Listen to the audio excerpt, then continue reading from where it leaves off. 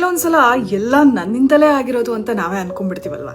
ಹೀಗೆ ನಿಮ್ಗೆ ಅನ್ಸಿದ್ರೆ ಈ ವಿಡಿಯೋ ನಿಮ್ಗೋಸ್ಕರ.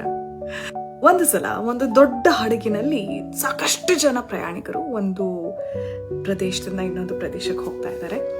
ಈ ಹಡಗು ಸಮುದ್ರವನ್ನ ದಾಟ್ಕೊಂಡು ಹೋಗ್ಬೇಕಲ್ವಾ.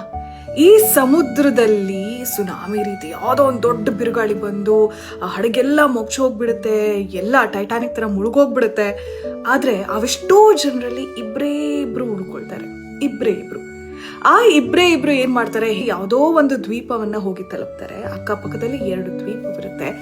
ಈ ದ್ವೀಪದಲ್ಲಿ ಎಷ್ಟು ದಿನವಾದ್ರೂ ಕೂಡ ಯಾರು ಏನು ಸಹಾಯಕ್ಕೆ ಬಂದಿರೋದಿಲ್ಲ. ಇವ್ರು ಏನಾದ್ರೂ ಮಾಡೋಣ ಅಂತ ಹೇಳ್ಬಿಟ್ಟು ಮಾತುಕತೆಯನ್ನೆಲ್ಲ ನಡೆಸ್ತಾ ಮಾತಿಗೆ ಬರುತ್ತಂತೆ, ನನ್ನನ್ನ ದೇವ್ರು ತುಂಬಾ ಇಷ್ಟಪಡ್ತಾನೆ ಅಂತ. ಇನ್ನೊಬ್ಬ ಹೇಳ್ತಾನಂತೆ, ಇಲ್ಲ ನನ್ನನ್ನ ದೇವ್ರು ತುಂಬಾ ಇಷ್ಟಪಡೋದು. ಇಬ್ಬರ ನಡುವೆ ಒಂದು ಸ್ಪರ್ಧೆ ನಡೆಯುತ್ತೆ, ಯಾರನ್ನ ತುಂಬಾ ಇಷ್ಟಪಡ್ತಾನೆ ದೇವ್ರು ನೋಡೋಣ ಅಂತ ಹೇಳಿ. ನಾವು ಹೇಳಿರೋದನ್ನೆಲ್ಲ ಆತ ಕೊಡ್ತಾ ಹೋದ್ರೆ ಆತ ನಮ್ಮನ್ನ ಇಷ್ಟಪಡ್ತಿದ್ದಾನೆ ಅಂತ ಹೇಳಿ ಅಂತ. ಸರಿ, ಈಗ ಮೊದಲನೇ ಮತ್ತೆ ಎರಡನೆಯ ವ್ಯಕ್ತಿ. ಈ ಮೊದಲನೇ ವ್ಯಕ್ತಿ ಏನ್ ಮಾಡ್ತಾನೆ, ಮೊದಲನೇದಾಗಿ ಅವನ ಮನಸ್ಸಿನಲ್ಲಿ ಏನೋ ಅಂದ್ಕೊಳ್ತಾನೆ. ಎರಡನೇ ವ್ಯಕ್ತಿ ಏನ್ ಮಾಡ್ತಾನೆ, ದೇವ್ರೆ ನನ್ಗೊಂದು ಗುಡಿಸಲು ಕೊಡು.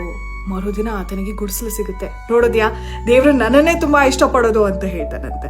ಸರಿ ಹೋಗ್ಲಿ ಬಿಡು, ಮತ್ತೆ ಇನ್ನೇನು, ದೇವ್ರೆ ನನಗೆ ಅಡಿಗೆ ಬೇಕು, ಆಹಾರ ಬೇಕು, ಹಂಗೆ ಒಂದಾದ್ಮೇಲೆ ಕೇಳ್ತಾ ಹೋಗ್ತಾನೆ. ಅವೆಲ್ಲವೂ ಕೂಡ ನೆರವೇರ್ತಾ ಹೋಗುತ್ತೆ.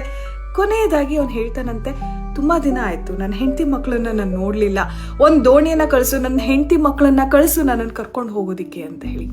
ಸರಿ, ಅದು ಬಂದ್ಬಿಡತ್ತೆ.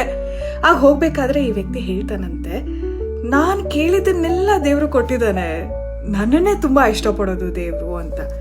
ಆಗ ಇಷ್ಟೆಲ್ಲ ಸರಿಯಪ್ಪ, ನಾನೆಲ್ಲ ಕೇಳ್ದೆ, ನನಗ್ ಸಿಕ್ತು, ನೀನೇನ್ ಕೇಳ್ದೆ ದೇವ್ರ ಹತ್ರ ಅಂತ ಮೊದಲನೇ ವ್ಯಕ್ತಿ ಹತ್ರ ಕೇಳಿದಾಗ ಆ ಮೊದಲನೇ ವ್ಯಕ್ತಿ ಹೇಳ್ತಾನಂತೆ, ನೀನು ಏನೇನ್ ಕೇಳ್ಕೊಳ್ತೀಯೋ ಅದೆಲ್ಲಾ ಸಿಗ್ಲಿ ಅಂತ ಹೇಳಿ ನಾನು ಪ್ರಾರ್ಥನೆ ಮಾಡಿದೆ ಅಂತ ಹೇಳಿ. ಎಸ್, ಎಷ್ಟೋ ಸಲ ಎಲ್ಲ ನಮ್ಮಿಂದನೇ ಅಂದ್ಕೊಳ್ತೀವಿ, ಆದ್ರೆ ನಾವು ಎಲ್ಲಿದ್ದೀವೋ, ಯಾವುದಾದ್ರೂ ಒಂದು ಒಳ್ಳೆ ಪೊಸಿಷನ್ ಅಲ್ಲಿ ಒಳ್ಳೆ ಅನುಭವ ನಮ್ಮ ಲೈಫಲ್ಲಿ ಸಿಗ್ತಾ ಇದೆ ಅಂದ್ರೆ ಅದು ಬೇರೆಯವರ ಪ್ರಾರ್ಥನೆ, ಬೆಸ್ಟ್ ವಿಶಸ್ ಕೂಡ ಆಗಿರುತ್ತೆ. ಅಂಥವ್ರು ಯಾರಾದ್ರೂ ಇವಾಗ ನಿಮ್ಗೆ ನೆನಪಾಯ್ತು ಅಂತ ಹೇಳಿದ್ರೆ ಈ ವಿಡಿಯೋನ ಅವ್ರಿಗೆ ಶೇರ್ ಮಾಡಿ.